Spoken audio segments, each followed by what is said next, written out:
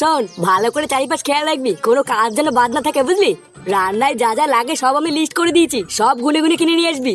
আরে পল্টুদা, তুমিও তো চাপ নিও না, আমি আর ফটকে আছি তো নাকি। ফুটোর জন্মদিন বলে কথা, কোনো কিছুরই কম রাখবো না।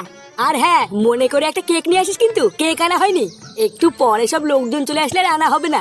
তাহলে আমি আর ল্যাংচা বাজার করতে যাই, বুঝলি? সব বাজারগুলো করে নিয়ে আসি। ততক্ষণে তুই এদিকটা একটু সামলে নে, ঠিক আছে? হ্যাঁ ঠিক আছে, বাজারগুলো তাড়াতাড়ি করে চলে আসবি, কোথাও দাঁড়াবি না কিন্তু। এই তো দেখছি আলাদাই ব্যাপার। পল্টুদা, ওই দেখো ফুটো উঠে গেছে। কিরে, আজকে তোর জন্মদিন, আজকে তো দেরি করে ঘুম থেকে উঠলে হবে?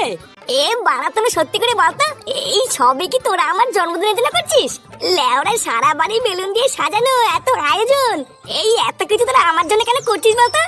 আরে পাগল, এই সব কিছু কোনোটাই আমরা করছি না রে, সবই কাকুর কথাই হচ্ছে।